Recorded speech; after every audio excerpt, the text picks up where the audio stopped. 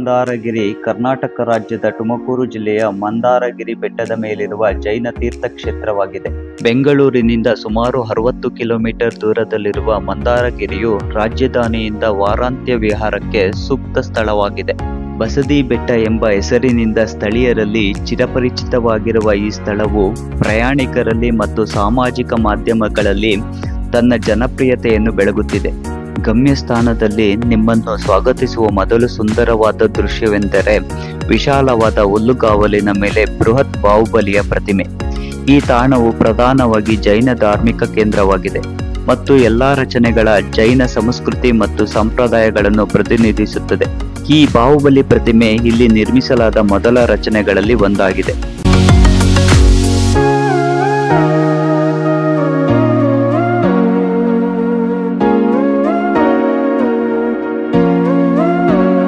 ಬಾಹುಬಲಿ ಪ್ರತಿಮೆಯ ಪಕ್ಕದಲ್ಲಿಯೇ ಅತ್ಯಂತ ಪ್ರಸಿದ್ಧವಾದ ಮತ್ತು ವರ್ಣರಂಜಿತ ಆಕರ್ಷಣೆಯ ನವಿಲು ದೇವಾಲಯವು ನಿಜವಾಗಿಯೂ ಇದು ಜೈನ ತೀರ್ಥಂಕರರಿಗೆ ಸಮರ್ಪಿತವಾದ ದೇವಾಲಯವಾಗಿದೆ. ಸುಂದರವಾದ ಮತ್ತು ವರ್ಣರಂಜಿತ ರೀತಿಯಲ್ಲಿ ನವಿಲುಗರಿಗಳನ್ನು ಪ್ರತಿನಿಧಿಸಲು ದೇವಾಲಯದ ವಿಶಿಷ್ಟ ಮತ್ತು ಅದ್ಭುತವಾದ ವಾಸ್ತುಶಿಲ್ಪಿ ಶೈಲಿಯು ಪ್ರವಾಸಿಗರೊಂದಿಗೆ ನವಿಲು ದೇವಾಲಯ ಎಂಬ ಉಪನಾಮವನ್ನು ಗಳಿಸಿದೆ. ದೇವಾಲಯದ ಒಳಗೆ ಮಧ್ಯದಲ್ಲಿ ಜೈನ ತೀರ್ಥಂಕರರ ಸುಂದರವಾದ ಶುದ್ಧ ಬಿಳಿ ಪ್ರತಿಮೆ ಮತ್ತು ಗೋಡೆಗಳ ಮೇಲೆ ಕೆಲವು ಪೋಸ್ಟರ್ಗಳನ್ನು ನೋಡಬಹುದು. ಖಚಿತವಾಗಿ ಇದು ನಿಮ್ಮ ಸೃಜನಾತ್ಮಕ ಛಾಯಾಗ್ರಹಣ ಕೌಶಲ್ಯಗಳಿಗೆ ಶ್ರೀಮಂತ ಲಾಂಛನವನ್ನು ನೀಡಬಹುದಾದ ಅತ್ಯಂತ ಫೋಟೋಜೆನಿಕ್ ಸ್ಥಳಗಳಲ್ಲಿ ಒಂದಾಗಿದೆ. ದೇವಾಲಯದ ಒಳಗೆ ಛಾಯಾಗ್ರಹಣವನ್ನು ನಿರ್ಬಂಧಿಸಲಾಗಿದೆ.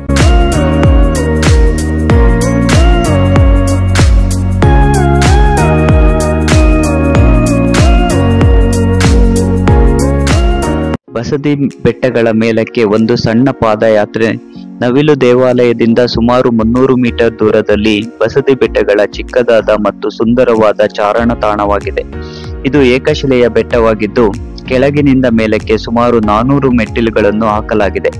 ಇದು 15 ನಿಮಿಷಗಳ ಕಾಲ ಸುಲಭವಾದ ಚಾರಣವಾಗಿದೆ.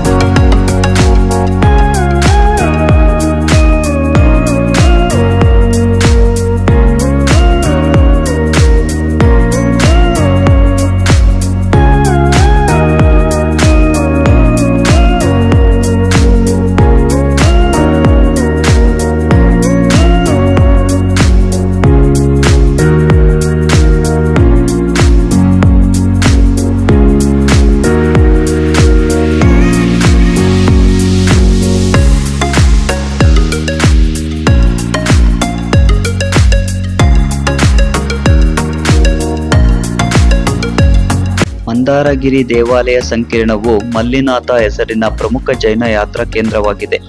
ಬೆಟ್ಟದ ತುದಿಯು 12ನೇ ಶತಮಾನದ 4 ದೇವಾಲಯಗಳನ್ನು ಹೊಂದಿದೆ ಮತ್ತು ಒಂದು ಸ್ತೂಪವು ತೀರ್ಥಂಕರರ ವರ್ಣಚಿತ್ರಗಳೊಂದಿಗೆ ಬೃಹತ್ ಕಲ್ಲಿನ ಗೋಡೆಗಳಲ್ಲಿ ಸುತ್ತುವರಿದಿದೆ.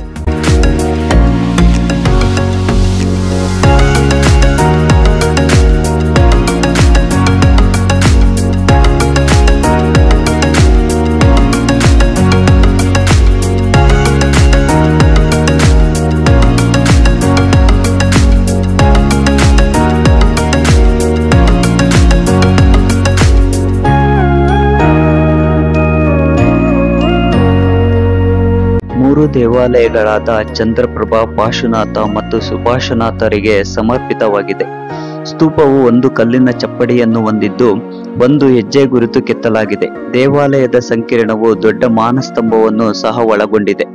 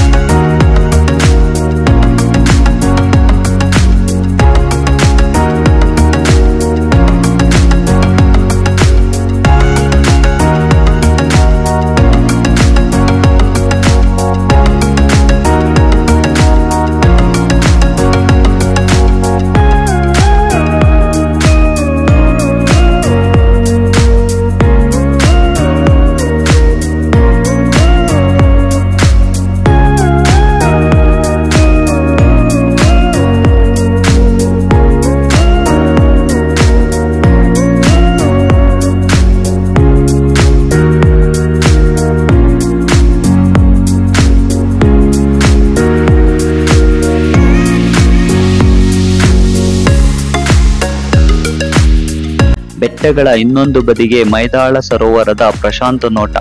ಈ ಕೆರೆಯು ಎಲ್ಲಾ ಋತುಗಳಲ್ಲಿ ವರ್ಷಪೂರ್ತಿ ನೀರಿನಿಂದ ತುಂಬಿರುತ್ತದೆ.